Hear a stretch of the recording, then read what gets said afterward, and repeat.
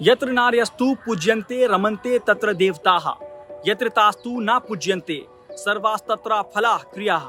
जहाँ स्त्रियों की पूजा होती है वहाँ देवता निवास करते हैं, और जहाँ स्त्रियों की पूजा नहीं होती है, उनका सम्मान नहीं होता है, वहाँ किए गए अच्छे काम भी बेकार हो जाते हैं। अब आप सोच रहे होंगे कि ये श्रीमान पत्रकारिता के साथ साथ धार्मिक प्रवचन भी देने लगे क्या? तो आपको बता दें कि मनुस्मृति का ये श्लोक उत्तर प्रदेश सरकार के मिशन शक्ति अभियान के एड में दिखा, लेकिन श्लोक लिखने और उस पर अमल करने में जमीन आसमान का फर्क दिख रहा है। ठोको नीति वाली उत्तर प्रदेश पुलिस की शक्ति ऐसी बड़ी है कि पुलिस के अपराध से न नारी शक्ति बच पा रही है और ना ही आम लोग। कहीं पुलिस वाले रावण बने फिर रहे हैं तो कहीं द्रौपदी की अस्मिता पर हाथ डालने वाले कौरवों की तरह हरकत कर रहे हैं। कहीं पुलिस पर 13 साल की गैंगरेप सर्वाइवर के साथ रेप करने का आरोप लगता है तो कहीं थाने में महिला की बेरहमी से पिटाई हो जाती है।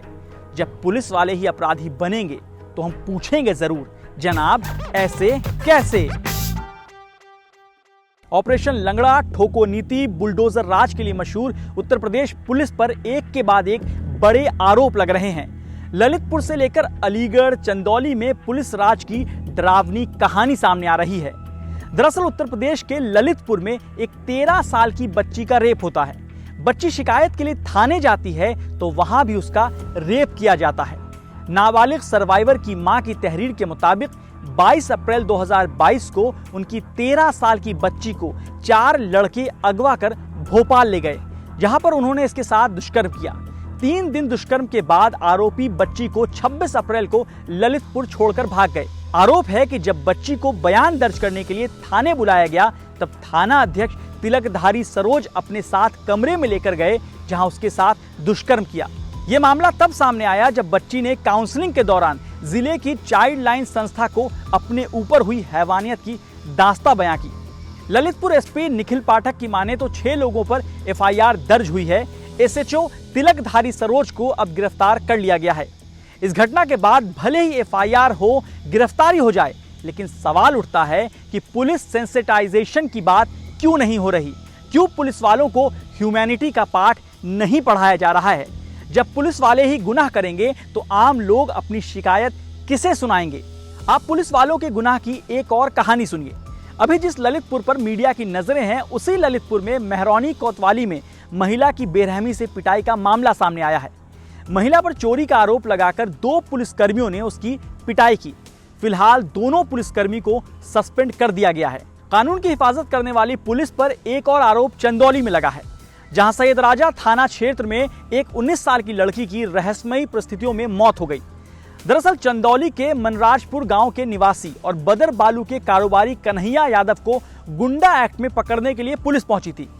आरोप है कि पुलिस की टीम ने कारोबारी के परिवार को बुरी तरह पीटा, जिसके बाद कन्हैया यादव की एक बेटी की मौत हो गई। मामला बढ़ा तो सैयदराज थाना प्रभारी उदय प्रताप सिंह को सस्पेंड कर दिया गया। हालांकि चंदौली के पुलिस अधीक्षक अंकुर अग्रवाल कह रहे हैं कि प्रथम दृष्टया पता चलता है कि ज्योति ने सुसाइड किया है, फिर भी जांच कर दोषी पुलिसकर्मियों के खिलाफ आवश्यक कार्रवाई की जाएगी। हालांकि लड़की के पिता ने साफ आरोप लगाया है कि पुलिस ने लड़की की हत्या की है। ये तो कुछ ताजा मामले हैं। याद है आपको कैसे अक्टूबर 2021 में गोरखपुर में एक व्यापारी मनीष गुप्ता की हत्या हुई थी? कानपुर के रहने वाले मनीष गुप्ता अपने दोस्तों के साथ गोरखपुर का विकास देखने आए थे, लेकिन वहां पुलिस के कारनामों ने उनकी जिंदगी छीन ली। यही नहीं, पुलिस ने तो यहां तक कह दिया था कि हड़बड़ाहट में कमरे में गिरने से चोट लग गई। पुलिस इलाज के लिए उसे अस्पताल ले गई, जहां उसकी मौत हो गई। वो तो मनीष गुप्ता की पोस्टमार्टम रिपोर्ट में पता चला कि उनकी बर्बरता से पिटाई की गई थी। और तो और पुलिस अधिकारी गुनहगारों को पकड़ने के बजाय मामले को रफा दफा करने और एफआईआर दर्ज नहीं कराने के लिए परिवार को समझा रहे थे। इस पूरी घटना का वीडियो भी सामने आया था। एक और घटना याद कीजिए, नवंबर 2021 में कासगंज में पुलिस कस्टडी के दौरान अल्ताफ नाम के एक युवक की मौत हो गई थी। पुलिस कस्टडी में अल्ताफ की मौत का कारण पुलिस ने आत्महत्या यानी सुसाइड बताया था। कहा गया कि अल्ताफ खुद बाथरूम की टोटी से लटक कर मर गया। पुलिस के इस दावे पर सबसे बड़ा सवाल उठा कि आखिर 2.5 फीट ऊंची टोटी से लटककर 5 फीट का आदमी कैसे आत्महत्या कर सकता है। सोचिए, पुलिस अपने गुनाहों को छिपाने के लिए कैसे कैसे तर्क दे रही है। ये तो वो मामले हैं जो सामने आ सके हैं, ऐसे कितने मामले हैं जिसमें आरोपी का आरोप साबित होने से पहले ही पुलिस उसे अपराधी साबित कर देती है। भले ही अपराध के प्रति जीरो टॉलरेंस, अपराधी राज्य छोड़कर भाग गए जैसे बयानों की पैकेजिंग कर मीडिया चैनल की दुकानों पर बेचे जा रहे हैं, लेकिन ये घटनाएं बता रही हैं कि झूठ की मार्केटिंग में झोल है। हमने अपने पिछले जनाब ऐसे कैसे के सीरीज में भी पुलिस रिफॉर्म का मुद्दा उठाया था। एक बार फिर कह रहे हैं, अगर पुलिस रिफॉर्म नहीं हुआ तो राज्य दर राज्य पुलिसिया स्टेट बन जाएंगे। साल 2006 में सुप्रीम कोर्ट ने अपनी सुनवाई में कुछ अहम बातें कही थी, जिसमें कोर्ट ने स्टेट पुलिस कंप्लेंट्स अथॉरिटी यानी SPCA के गठन की सिफारिश की थी, जहां लोग पुलिस को लेकर अपनी शिकायतें दर्ज करा सके। इसके अलावा सुप्रीम कोर्ट के ऐतिहासिक फैसले में स्टेट सिक्योरिटी कमीशंस यानी SSC बनाने का भी निर्देश दिया गया था। इसका काम पुलिस के कामकाज पर नजर रखना होगा। पुलिस को जेंडर सेंसिटाइजेशन, मानवाधिकार, मेंटल हेल्थ जैसी चीजों पर काम क्यों नहीं हो रहा है? सुप्रीम कोर्ट ने कहा था कि अपराध की विवेचना और कानून व्यवस्था के लिए अलग अलग पुलिस की व्यवस्था की जाए, फिर इसे क्यों नहीं लागू किया जा रहा है? बार बार ये लॉजिक दिया जाता है कि पुलिस पर काम का प्रेशर है, होली दिवाली तक में पुलिस वाले छुट्टी नहीं ले पाते हैं। पुलिस अपराध करने लग जाए, इसके पीछे ये कारण कतई नहीं हो सकता। लेकिन जहां तक काम के बोझ का सवाल है, तो फिर सवाल है कि देश में, खासकर उत्तर प्रदेश में पुलिस डिपार्टमेंट में 1 लाख से ज्यादा पद खाली क्यों हैं? केंद्रीय गृह राज्य मंत्री नित्यानंद राय ने इसी साल मार्च के महीने में लोकसभा में बताया था कि देश भर के कई पुलिस स्टेशनों में लगभग 5 लाख से ज्यादा पद खाली पड़े हैं।